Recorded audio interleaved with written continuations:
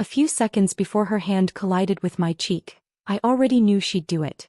The air between us felt tight as if it had been holding its breath for years, waiting for this exact moment to explode.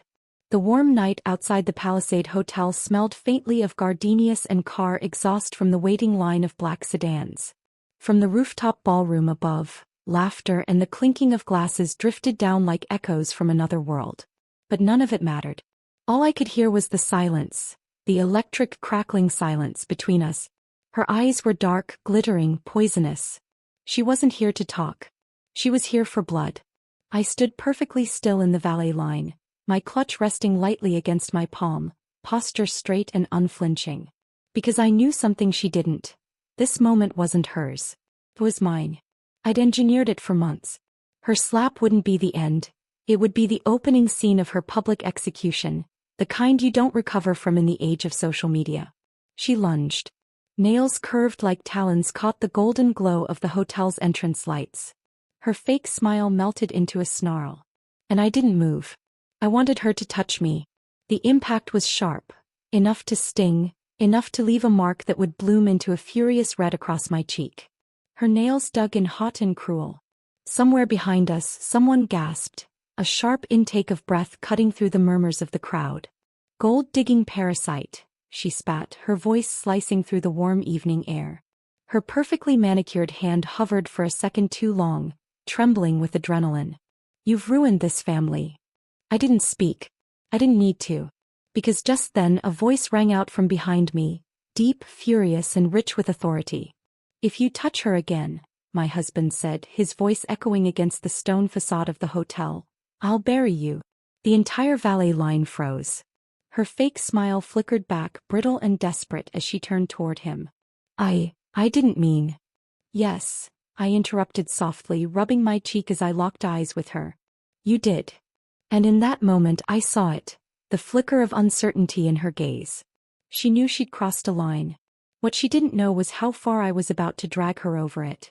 To understand why my sister's hand ended up across my face outside a five-star hotel, you need to know the history.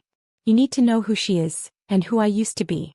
I grew up as the second daughter in the Calloway family, in a modest two-story house on the edge of town. Dreams were plentiful but money was not. Veronica, my older sister, learned early how to get what she wanted without ever earning it. She was pretty, charming, fearless in her use of people. By 17 she had a trail of broken hearts and empty wallets behind her. He called it survival. I called it manipulation. Our parents, they called it her way with people. I, on the other hand, worked a bakery job through high school. Tips saved. Night classes in accounting after graduation. Dating wasn't much of a priority, not when I'd seen too many hearts crushed under Veronica's heels. Control was her drug. He couldn't have it, she destroyed it.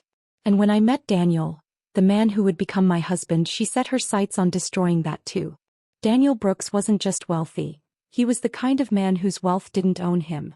By 35 he had built a real estate empire. I met him at the bank where I was a junior accountant, navy suit tailored to perfection, warm smile that wasn't flirtatious but genuine. Coffee turned into dinners. Dinners into weekends at his countryside home. He listened. He remembered things. He made me feel seen. When Veronica met him, her eyes lit up like a predator spotting prey. She laughed over dinner. You should be careful with my sister. She's never been good at keeping nice things. Subtle enough to pass as a joke, but I saw the seed she planted. The more serious Daniel and I became, the sharper her comments got. She's not used to money, Daniel. You might want to put her on a budget. Or, I hope you signed a prenup. You know, just in case. At first I thought it was insecurity, fear of losing the spotlight she'd always basked in. But soon it was clear. It wasn't about attention. It was about possession. Veronica didn't want Daniel. She wanted control of my story. The final straw came 3 months after Daniel and I married. A blogger posted a rumor that I'd met him as an escort. The article included blurry photos of us at our first dinner together. Photos only Veronica could have taken. Daniel brushed it off. But I saw the damage. The whispers at charity events, the pitying looks from strangers. That's when I knew. Veronica had declared war. And I wasn't going to defend anymore. I was going to end it. Revenge, I learned, is best served not just cold but invisible, until it isn't. So I stopped confronting her. Instead I collected screenshots of her messages to gossip columnists, voice recordings of her bragging at bars, financial records left in our parents' study, proof of tax fraud that would make the IRS salivate. But evidence wasn't enough. I needed the perfect stage. And it came in the form of the Palisade Hotel's annual charity gala, the city's most glittering night. Cameras everywhere. Reporters hungry for scandal. Investors watching closely. All I had to do was bait her. The Valley Line confrontation wasn't an accident. I timed my arrival to the minute, knowing Veronica would be standing outside in her rented couture gown, desperate for the cameras to capture her. When Daniel's sleek black Aston Martin purred up to the curb, I stepped out first, letting the hotel's golden light spill over me. My gown, deep emerald silk, hugged my frame without screaming for attention. The diamonds at my throat, a gift from Daniel, caught just enough light to whisper, not shout. I knew she'd see me. I knew she'd feel it, that sudden rush of heat in her chest, the kind of envy so sharp it burns. She didn't disappoint. Within seconds she was striding toward me, her smile plastic, her voice dripping with false sweetness. Darling, I didn't know you'd be here. Oh, I replied, adjusting my clutch. I was invited. It wasn't the words that stung, it was the way I said them. Stiffly. Innocently. As if the thought of her not being invited had never crossed my mind. That was what made her eyes flash. And then came the slap. Security appeared almost instantly, 2 suited men flanking Veronica, just as Daniel stepped between us. If you don't remove your hand from my wife's personal space, he said, his voice calm but lethal, you'll regret it. The crowd froze. The only sound was the furious snapping of cameras from eager onlookers. Veronica knew better than to push further. She stepped back, muttering about misunderstandings, but her jaw was tight, her smile cracking. Perfect. Because what she didn't know was that the entire scene, from the slap to Daniel's warning, had been captured by a freelance photographer I'd hired under the guise of documenting the gala. By morning those images would be everywhere. But that was just the appetizer. The main course was waiting upstairs. By the next morning the footage had spread like wildfire. The slap. Daniel's warning. My calm, measured response. By noon, Veronica's accounts were frozen pending investigation.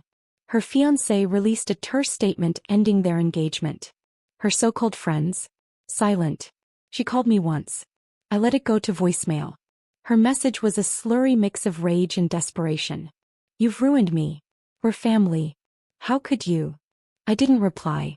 A week later I visited her. Not at her apartment, she'd been evicted.